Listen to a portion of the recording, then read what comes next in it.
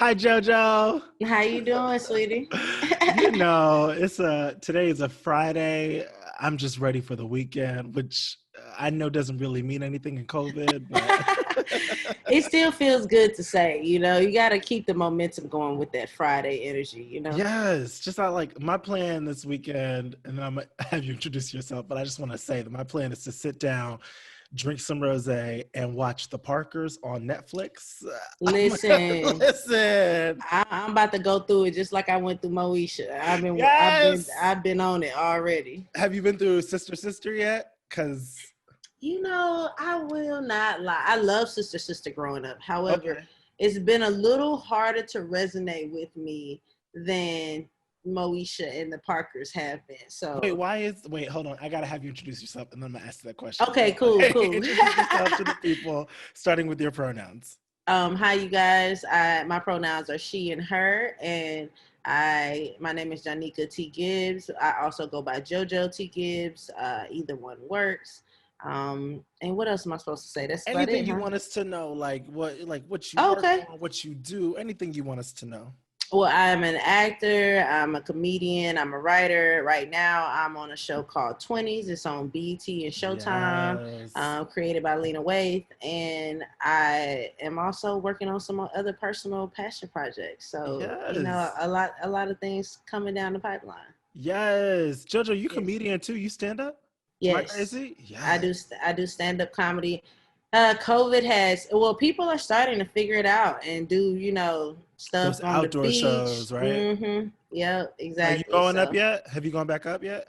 I have not. I have not because I'm gonna keep it real with you. I've been doing stand up for about 6 years now, and I'm ready to just throw my cards on the table. You know what I'm saying? And Yes. I'm like, I'm gonna film my own comedy special and just put my own money down. You know what I'm saying? And get Make some your own homies fucking involved. lane. Yes. Exactly, because I'm Yes. just like I keep giving these free jokes out. Like for what? Like what Yes. am I doing? You gotta Like, pay for these jokes.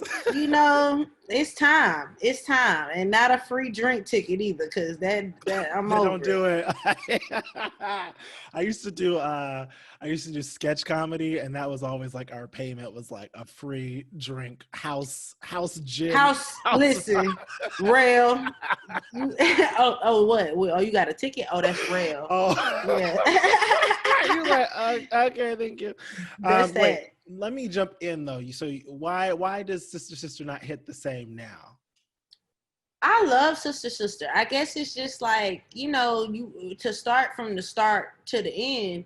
Well, I guess Moesha was around the same age, but Sister Sister felt more, it was Disney Channel, you know what I'm saying? Like Yeah, it yeah, yeah. felt more childlike, I guess, to me when I Yes. jumped back in it initially. However, I was over my friend's house and she was all the way to the college years, and that I got into.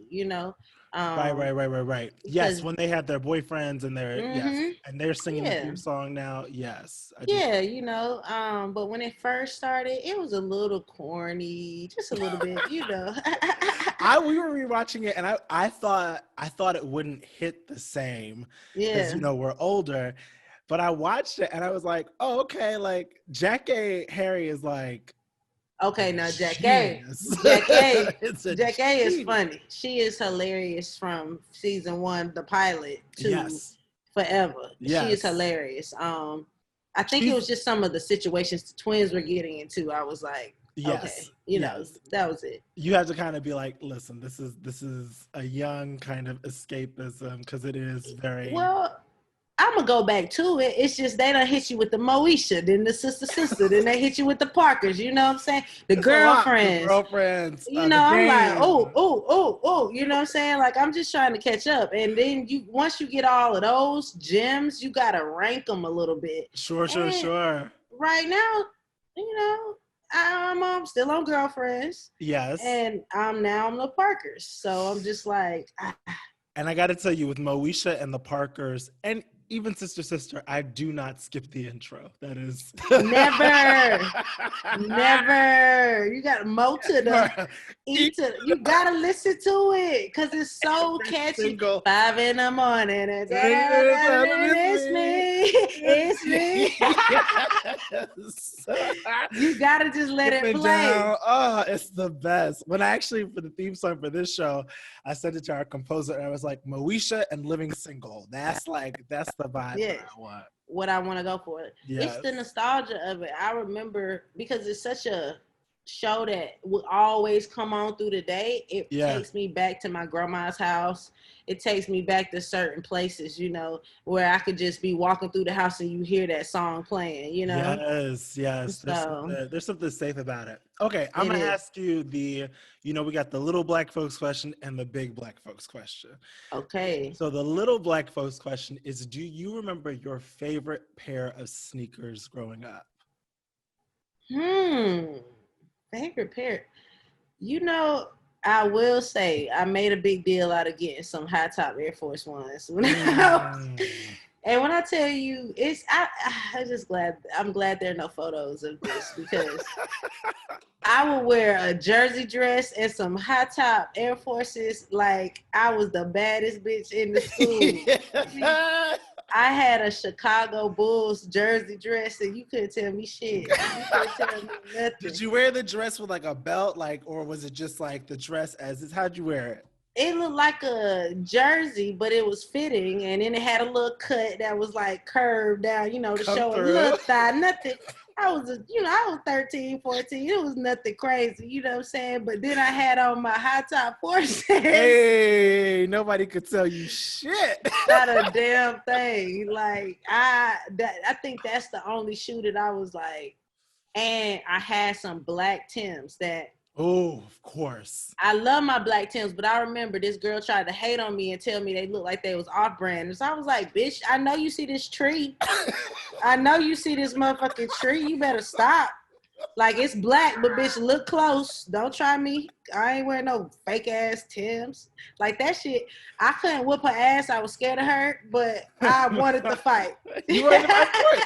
Whenever anyone tells you that your shit isn't real, when you know you or your mama or your daddy pay good money for it, it really is a fight to me. Right. Don't really try me. Is. I had so my favorite Timbs were these blue like denim-y Timbs, but no one ever said that was fake. They said my Rockaware leather jacket was fake.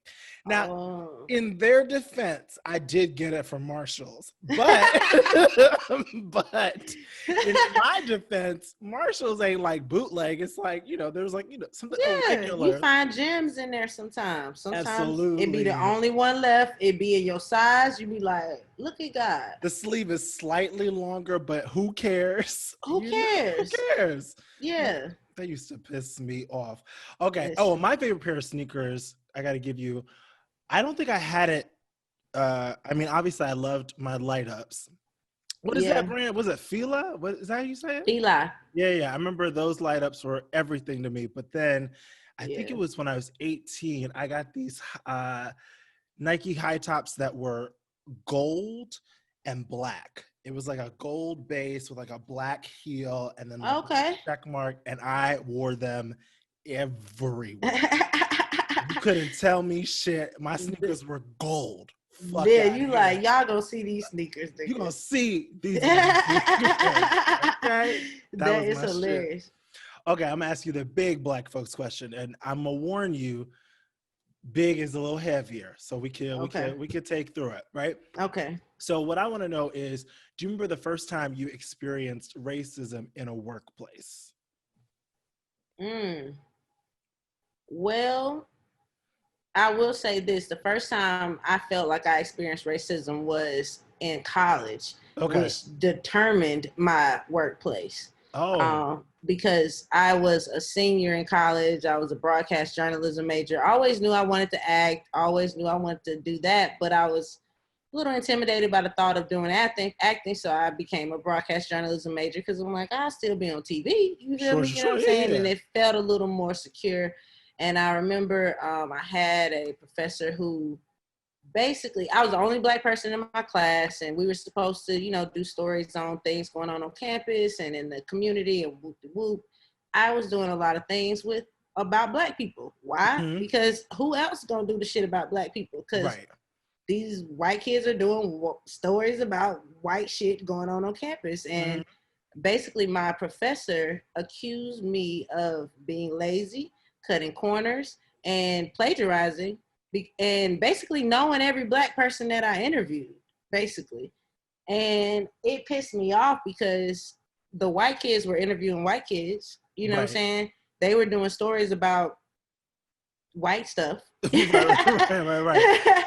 However, he never said, I think all those are your friends, or you must know them, or like, are you just being late? You know what I'm saying? Like, and so he almost even threatened to take me to honor court.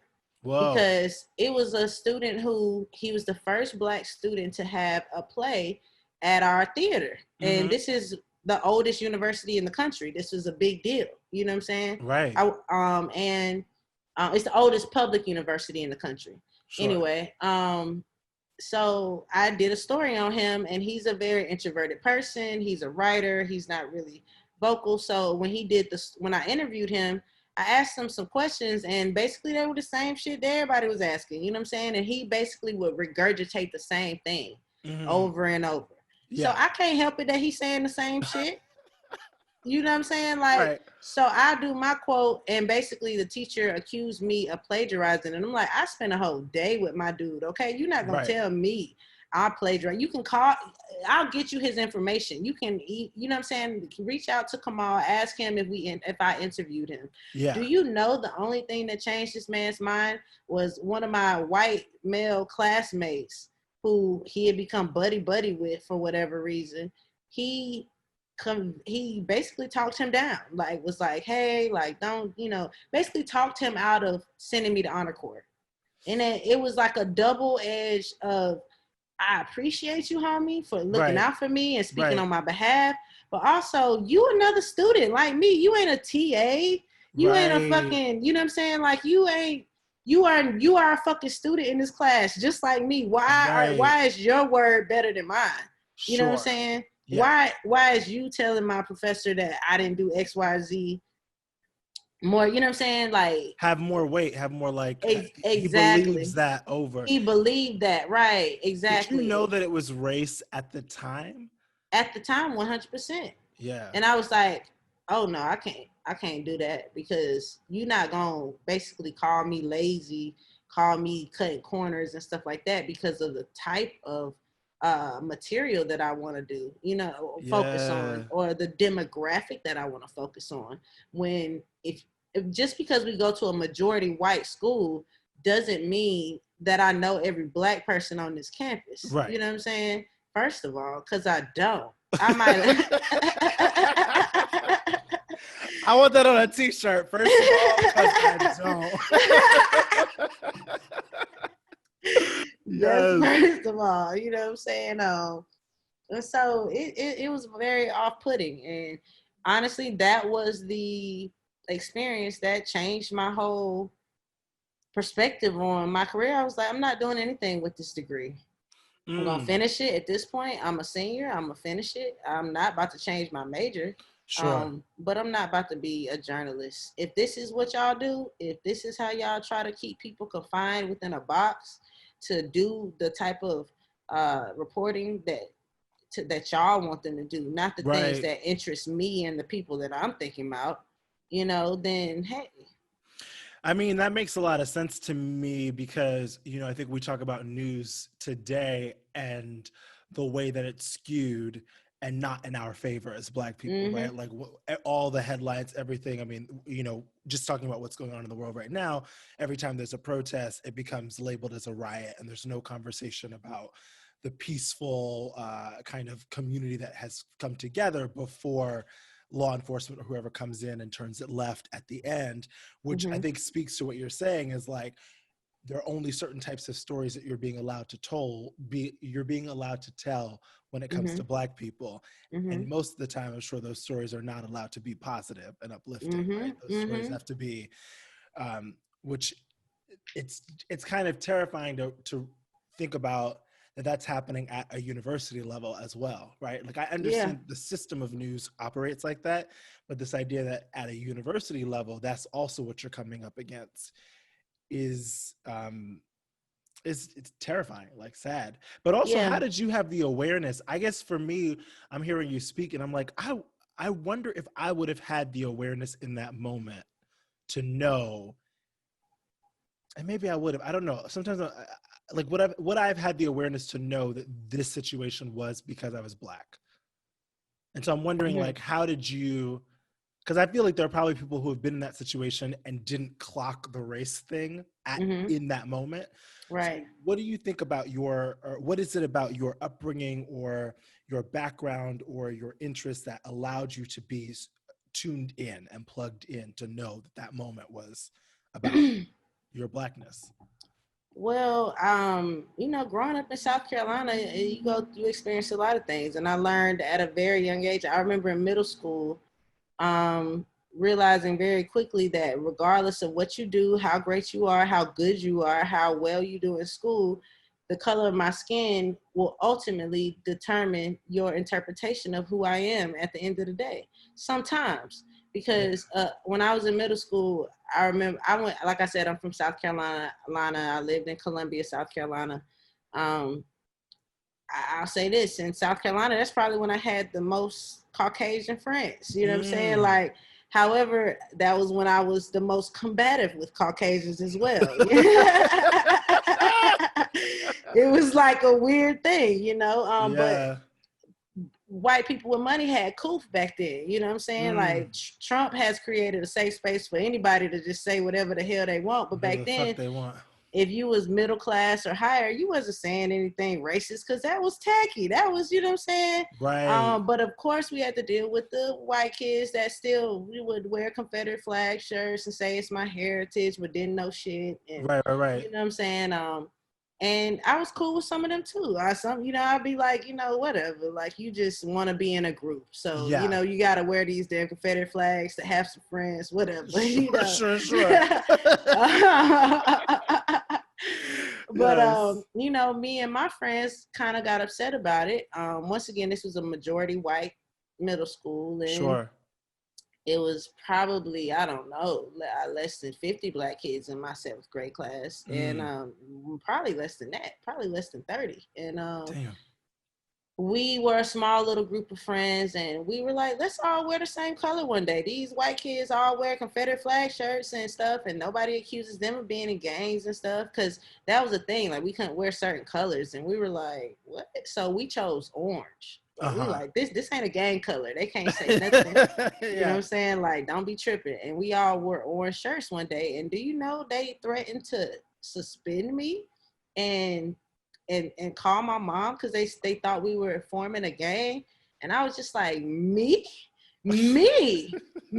who's never gotten a D note. They used to call these the detention notes. Yeah, yeah, Never since I stepped foot in the school have I gotten in trouble. yeah. Me with my jersey Me, dress.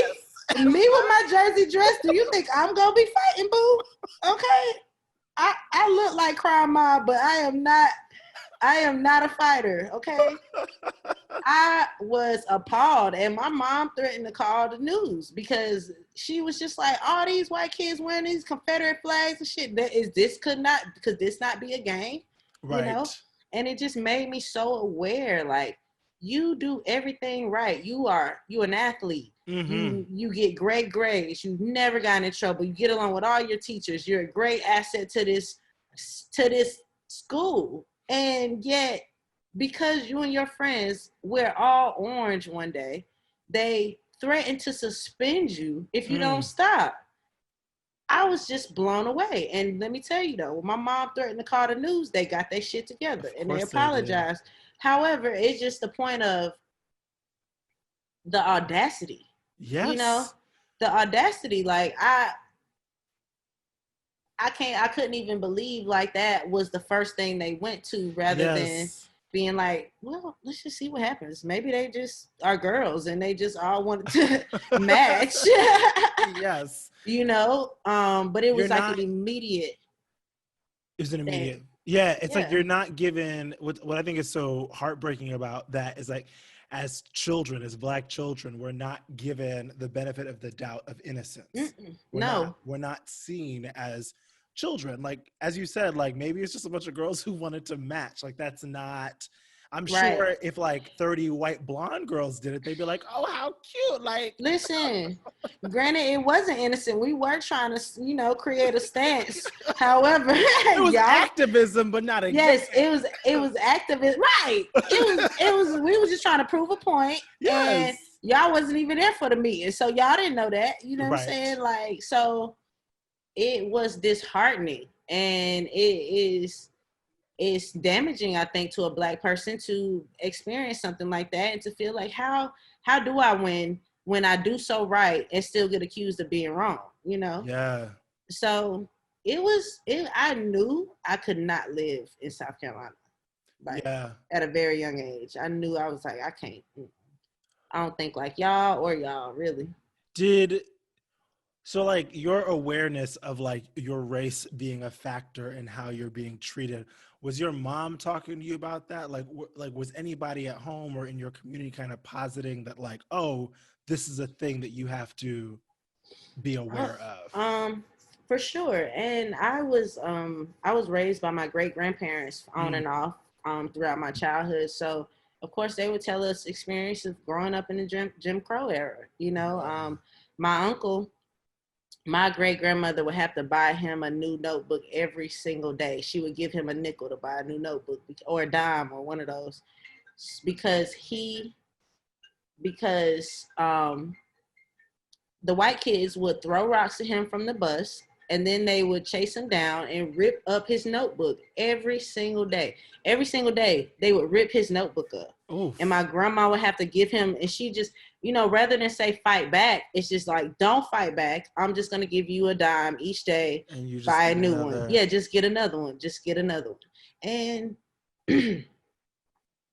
listen, the first time I did get suspended, it was after watching Roots, okay? And that's why to be honest, Brandon, I've had to be guarded with myself through 2020, especially during the George Floyd and everything, because I'll keep it inside. Because when I was a kid and I watched Roots, I remember going to school just mad, just wishing a motherfucker would, you know what I'm saying? Just like, I wish one of these white kids would say some shit to me. You know what I'm saying? And I was like one of 3 black kids. So it was like so much room for error. this white boy named Joey, I'll never forget. Joey was my homie. I was friends with Joey.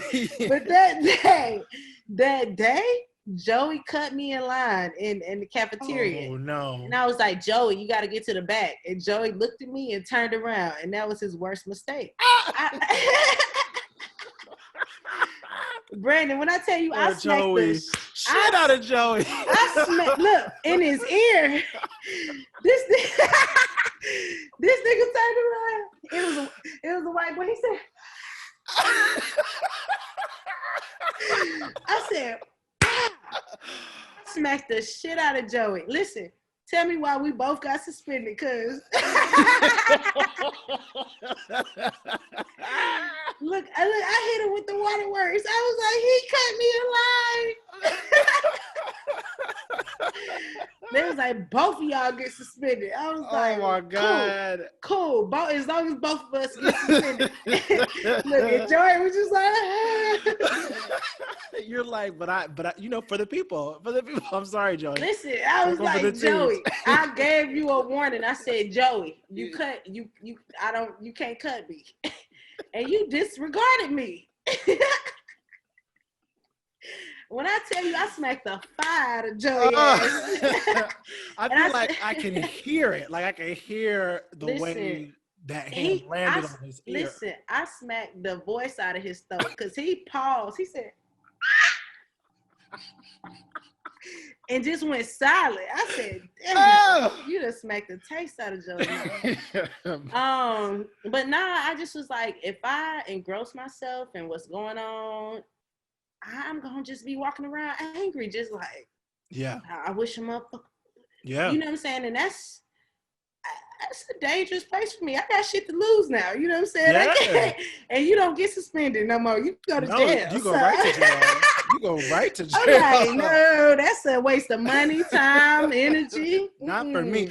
But how do you, so then how do you, I guess, how do you manage that? Like, how do you, because I was saying, I was talking to Chinaza Uche, who's one of my friends, and I was saying, if Black people really acknowledge to the full extent what's going on, like the rage that we would tap into would be overwhelming, and the actions from that rage would be a very different level than what, we haven't been doing what I think Black people probably have the right to do if we were to really think about the injustices placed on us, on our families, on our lineage. So how do you, Jojo, like manage that, manage that rage, manage to be present, but also like not slap out somebody upside their head?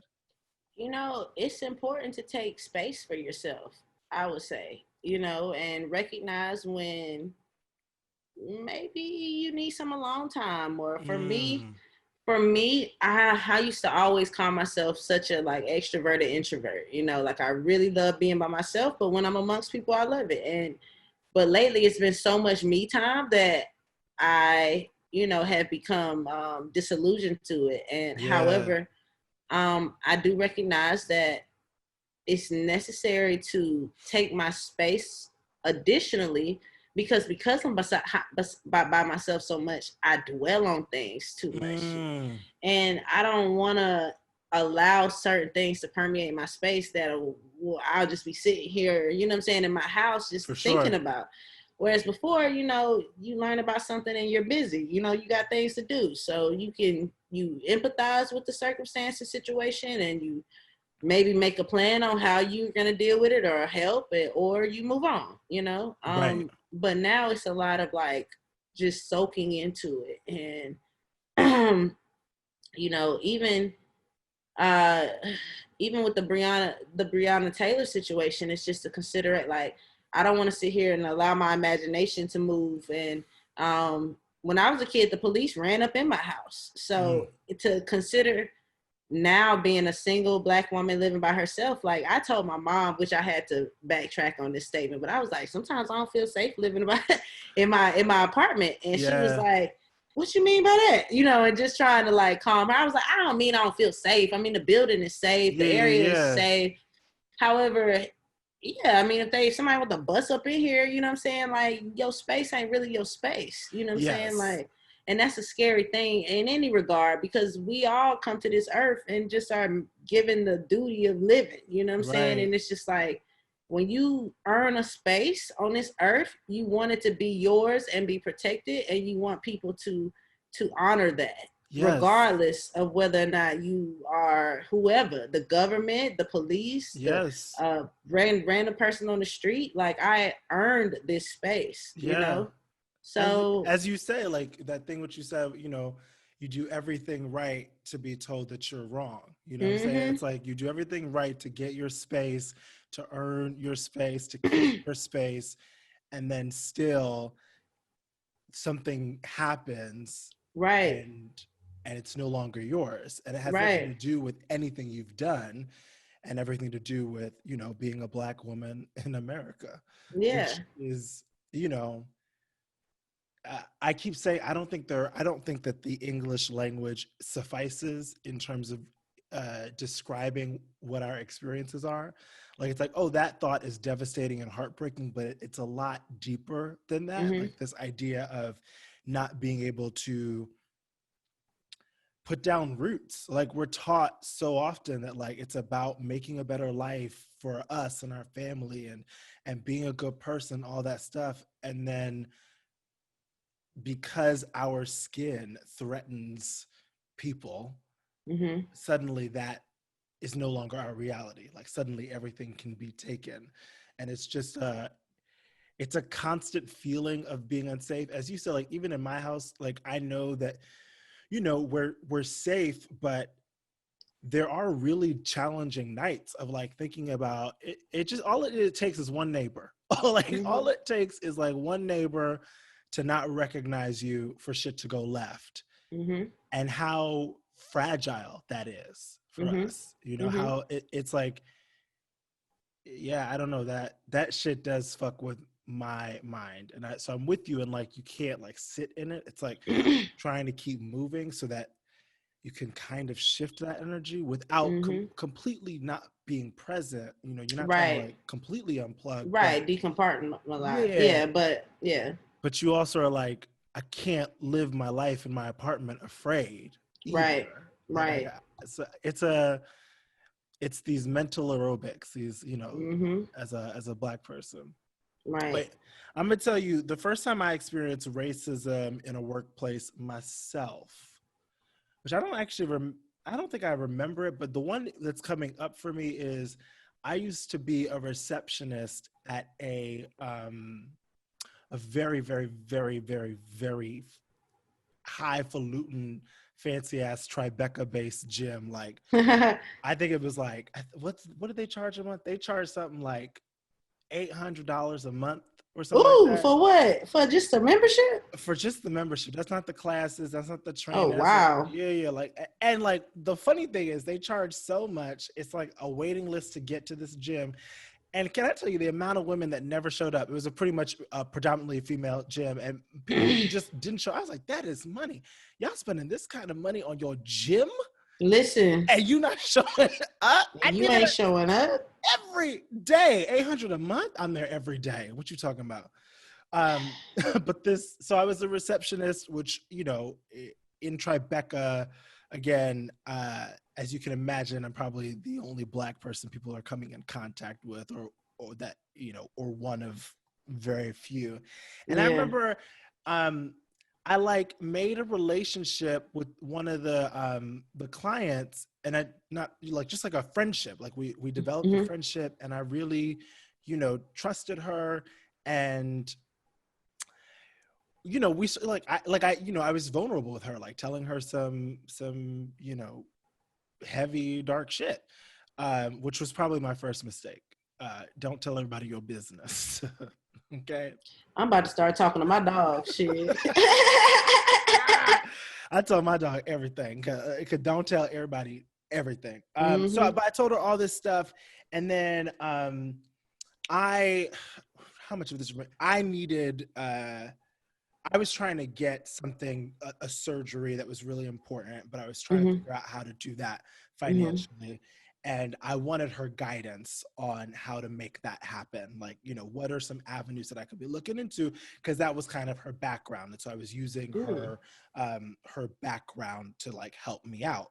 Yeah. As friends do. Friends help each other out. Right. Jojo, the next day, I get called in to my boss, who sits me down and tells me that this person said that I was asking her for money and all of my business, and like told him all of the things that I told her in confidence. Wow. And then ended it with, I was, you know, trying to get money from her. Wow. And that's I mean, to be the only Black person in that space, obviously, the guy, the boss, sorry, I haven't talked about this, I don't think ever. The boss believed me, and so it was fine. But I also like knew that the way that it was being phrased and framed was that the Black receptionist, the Black male receptionist, was hitting me up for money. And so there was all this, like, for me, pride and ego and obviously safety, all of that just immediately compromised. And it made it obviously really challenging. But it was just,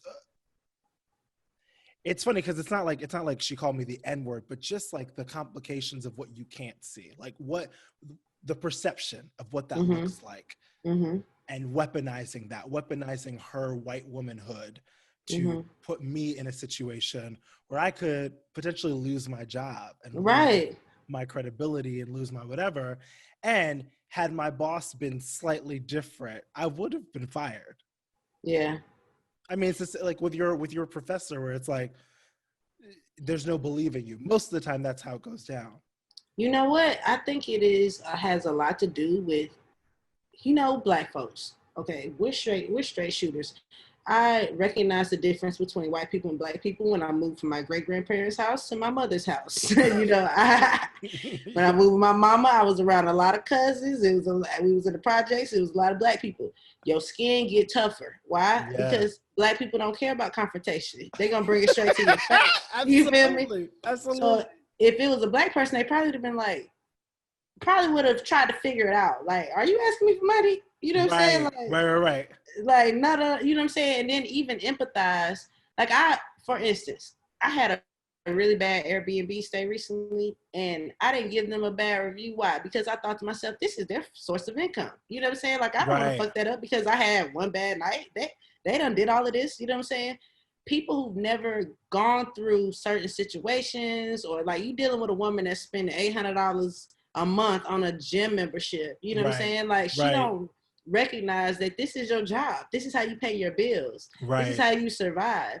Maybe if you felt some type of way, you should have went straight to Brandon and said, Brandon, at least, you know what I'm saying, give me the benefit of the doubt. Yes. You know what I'm saying? Even if you misconstrued what I was asking. Yes. You know what I'm saying? The fact that you confided in her, clearly y'all had a relationship. Yes. But it's that whole thing of fear of confrontation, I feel like, where it don't even have to be confrontation. No. You know what I'm saying? No. It's if you just have a conversation. You feel me? Yes. Whereas they feel like if they find somebody in control to just fix the situation, it's just like recognize how detrimental that is to the longevity of somebody's life. And you know what I'm saying? Like, or just eat like your self-esteem, you know what I'm saying? Like, I think it's just, sometimes I wonder if it's racism or classism, or, Yeah. There's probably a bit of both in it, right? I mean, maybe for her it was classism, but for me, I can understand how being the only Black person in that space, it could go left very quickly. Oh, like, for sure. If I were a white woman or a young white gay boy, how would it have turned out? Would she have thought I was asking her for money? Right. I don't know. Well, I think in society, it's a duality of first a layer of classism and then that layer of racism to just seal it in. Because, you know what I'm saying? Like, I feel confident in my stereotyping because on top of that, he's Black. You know what I'm saying? Like, yes, I love that. The racism to really seal it in. To seal it in. You know what I'm saying? Like, well, that's what they say they do. That is brilliant. You know what I'm saying? I feel like that's what it is. Like, because I know some white folks with money that talk shit about white folks with no money. They do. They go in. You know what I'm saying? True. They think less of them than they do of us. They like, how you... Which is such a weird narrative because I feel like the most vocal, the most vocal of the Trump thumping is usually of a different class, right? Like we never hear like the Mark Zuckerbergs saying, I'm voting for Trump. Like we never hear them say anything. They just give their money. But then those who are in like middle class or lower class, that is where you hear a lot more of that narrative. And there's no understanding that the ones who are richer than you are probably talking shit and trying to separate themselves from you too. And listen, 100%.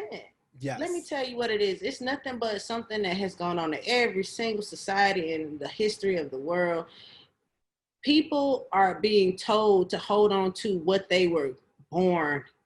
You know what I'm saying? Yes. Like when you have nothing else, when you can't lean on your intelligence, you can't lean on your ambition, you can't lean on, you know what I'm saying? Like your beauty, you can't lean on anything but your whiteness. Yeah. You gonna hang on to that. You gonna cling on to that. You gonna try to with every fiber of your being, because that's the only thing that in your mind elevates you beyond anybody else. Yes. You know what I'm saying? You don't have anything else. You broke. You uneducated, you unhappy, you living out in the middle of nowhere, you ain't got shit, your family ain't got shit. And guess what? Also, the insecurity of knowing that you had an upper hand in this country, but somehow, some way, you are behind.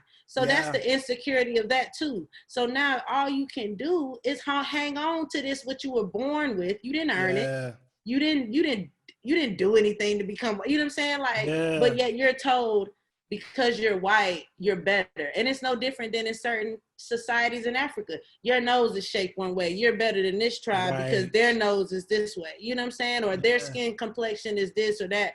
It's no different. It's that whole psyche of people who, everybody on this earth is not created equal. Period. You know what I'm saying? And some people, they want to hang on to it. I've heard Black people. I know the last time I went home, I was talking to this Black dude who was talking about Hispanics. He was talking about Mexicans or Latinx. Sorry, I think that's out of time frame. But anyway, you get what I'm saying. He was saying Mexicans and how he agreed with Trump because the Mexicans were taking all the jobs from the Black people. And I'm like, are they taking the jobs from you, or is it the felonies you have, or is it your lack of, you know what I'm saying? I'm just like, you know what I'm saying? Like, what these people need more than anything is therapy. Because all of these people are looking for something to try to hang on to try to just have some type of well, it's the power, it's confidence, and I really, what you said, psyche, because I was I don't know, I was thinking about the other day, just like, what is, you know, I'm Black and queer, and it feels good to accept other people who are Black or queer or different, and it's like, okay, you get to do your thing and I get to do my thing and whatever, and that's my mindset and that's your mindset. But then there are people who are like, no, but because you're Black, you shouldn't have this. And because you're queer, you shouldn't have that. And I'm like, what? Why? That doesn't feel good. Like, it wouldn't feel good to be like, I'm going to stop JoJo from getting anything because she's a woman. JoJo doesn't deserve it. She's a woman. No, fuck that. Like, that energy just feels like, it feels insane to me. It feels like, well, the other version is JoJo gets a piece of the pie, I get a piece of the pie, and life is great. And then there's this version where I get everything and I let JoJo suffer. Does that feel good to people? It must, to some extent, right? It must feel good to like be able to. I think what feels good is to acquit your shortcomings to somebody else rather than to yourself. Oof. You know what I'm saying? Yes. I think that feels easier, you know, and if you can blame somebody else for acquitting to your lack of intelligence, your lack of success, your lack of safety, your lack of whatever you think that you're lacking due to this demographic or people. I say, if you focused on you, minded your damn motherfucking business, you could really be, if you minded your business, you know, you could really to be whatever you want it to be. You know, too many people don't focus on themselves and having growth, like, individually. Like, you know what I'm saying? Like, what anybody else does in the world does not determine or dictate where your life can go or what you can do. You know, it's all contingent upon you. And there are only a small percentage of people who've gotten that, and the other people are just out here blaming everybody else for their shit. It's the external versus the internal, right? It's like the external seems easier to control. So to assert my dominance over somebody, as opposed to trying to figure out, well, what is it in me that I'm lacking, or that I could cultivate, or I could, like, to work on oneself and to really be, you know, somebody who is constantly digging deep. You're going to know that as you grow, you're evolving. Anything that's not growing, as I say, is dead. And that's a lot of its own work, but I believe the rewards are better. But I think it's easier for people, as you're saying, to just kind of focus on to mind everybody else's business. It's easier to give out demands and commands as opposed to saying, okay, well, how can I pull myself up? And I don't just mean like pull myself up in the system, without the system. I mean, like, how how can I show up as a full human being, right, and live whatever my version of a best life is, which doesn't mean fame and fortune necessarily, mm-hmm. right? It's just No, about happiness. It's about like, happiness, what are the right. things that I value and how can I find joy? Right. Well, it's easier to subscribe to blaming everyone else for your unhappiness because that means you feel a sense of you're not in control of that.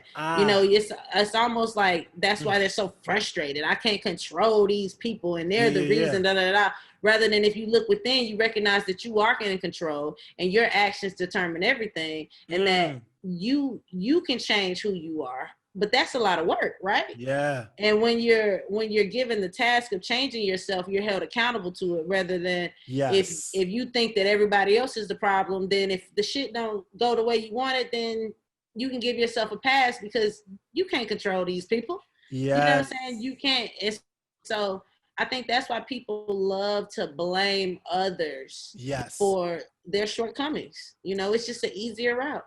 Yes, we don't like to be, I think as a society and specifically as a culture, because I've only grown up in the US, we don't like to be wrong. People don't Mm-hmm. like to be wrong. Mm-mm.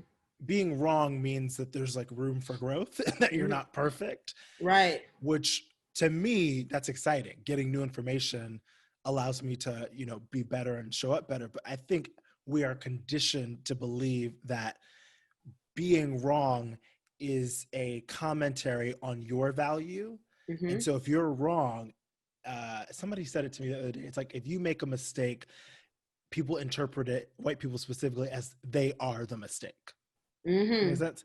Mm-hmm. So you'll do anything to not make a mistake. Even if you made a mistake, you're not going to say you did because now Right. suddenly you're considering that you yourself are a mistake. I think Debbie Irving is the one who told me that. Hmm. I have another question for you. You said that we are not all created equally. Tell me more about that, about what you mean by that. Well, I mean, we're not. If you look at the ecosystem of the world, even in the animal kingdom, there are some animals that are going to be top dog and some that are not. There are ants, there are roaches, there are Yeah. lions, there are, antelope, Um, I think that everyone has the capacity to do whatever it is they want to achieve based no matter where you start. Right. However, everyone does not have the capacity to finish or to actually pursue their goals. Yes. Everybody's not created equally. We all don't have the same genetic makeup. We all Right. can't be LeBron. We all can't be I could never be a neuroscientist. You know what I'm saying? Like Yes. I all of our brains work differently. We're all individually unique. And I think in order to make the world work, we all have to have a role. We all have to play Yeah. a part. Everybody, like you said, everybody can't be rich and famous, and that's unfortunate for this new generation because they see everybody I have ambition, you know what I'm saying? Of course, do it. Like do it however you want to do it. There are going to be some people that just end up, you know, being worker bees, you know what I'm Yeah. saying? And that's your choice. You know what I'm saying? Like Yeah. some people I mean, I have family members who would rather not own a business. You know what I'm saying? Because they Yeah. don't they don't want to deal with the payroll and the taxes, and Sure. they don't want to have to be accountable to somebody. So they would rather just go to work. And that's the Yeah. thing. However, your brain, everybody is not created equally, and Yeah. that's not good or bad. That's just fact. You Yeah. Yeah. know. Yeah. And I think what you said, you talking about that, and like some people are really comfortable in a 9 to 5. Some people want to start a business. Mm-hmm. Somebody, whatever, the fact that we are all different, as you're saying, not created equally, we're all different, is actually a beautiful thing because that's what as makes the ecosystem work. But also because of the society we're born in, which is this capitalist driven society, suddenly somebody working 9 to 5 on a sort of societal level is branded as not as valuable as Mm-hmm. a Bill Gates. And Right. that I think is where then the anger and the rage comes from, because it's like, no, like Bill Gates is not more valuable because he has more money, right? Like that No. doesn't make him more valuable, right? To me, what Exactly. makes you valuable is the impact that you leave on the world. And I'm not even talking about like every single person got to know your name. It's just like the Mm-hmm. people that you're around, right? Yep. Like nobody, none of y'all know my grandmother, Reverend Dr. Virginia Goodman, but that woman has left a legacy on me and everyone that she knew. And Right. she's not Bill Gates, and she's not Oprah, and she's not whatever. But I'll tell you, she's the most valuable human being I've ever come in contact with. And I think we have to remember that our value isn't based off of, and I'm saying this for myself too, right? Like my value isn't based off of how many followers or how many likes or how much money. It's, did JoJo leave this conversation feeling good? Right, Like, exactly. did JoJo leave our experience together feeling good and feeling okay and feeling like, oh, that was a good interaction. That's where my value is, and that's where your value is. Exactly, 100%. And every single occupation is necessary. You know, Yes. I've had so many different jobs. You know, I see why I've been a teacher. I've literally driven forklifts for Home Depot distribution center. I see shit got to be transported. How are we gonna get shit? Somebody got to wrap them pallets and stack them by. You know what I'm saying? And somebody got to drive the truck across country to deliver it. Every single thing is needed, and of course, there are professions that deserve more adequate pay, like absolutely. Teachers need to get paid twice as much. You should not be stressed financially if you are a teacher at all. And it's just the whole side thing of like, if you pay teachers better, we're gonna produce better adults that run shit better. You know what I'm saying? Like the way teachers are stressed out right now from, it's insane. Oh my gosh! Invest in education. It's just insane. How do you not invest in the youth? What do you just not teaching kids how to do certain things anymore, and yet teach them how to do taxes? Like, what are we saying? Oh, they don't want them to know that. They don't want them to know that. That's a different podcast. Wait, I'm gonna ask you one last question. Yes, sir. Which is, what do you want? What do you think your value is? My value to who? Me or the world? Let's do both, to you and to the world. You know, I would say that I'm memorable in terms of like an experience. I don't try to necessarily make people laugh or have a good time. It's just, I learned a long time ago, it's easier being yourself. And that's my value, is being myself. You know, I think that it just shows how you can have what you want, doing it the easiest way possible, which is being you. You know, I definitely, have had moments in my life where I've become a chameleon and put on a facade, or just, tried to adhere to the people around me.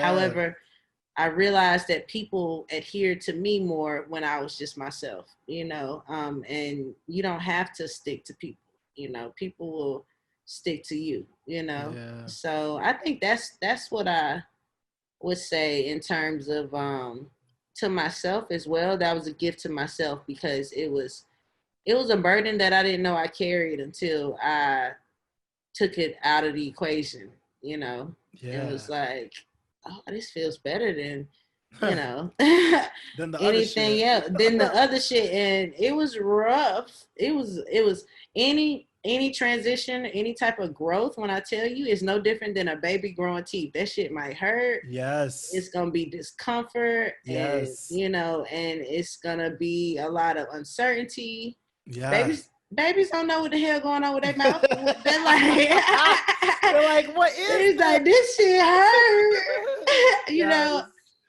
and that's what happens when you go through a good transit, like a significant transition. It's gonna be discomfort, but you gotta, forge through, and you be like, damn, I don't even remember, the shit from before. So look at my dog barking. My dog is in agreement. Look, he got a deep voice too. What kind of dog is that? He's a pit mix, but he is truly not scary. Oh, he only barks when there's an Amazon delivery or something, or some Amazon delivery walking by or whatever. He's like, low key, I've been trying to figure out if I want my dog to bark at all, or just when something comes to the door. No, you don't want more.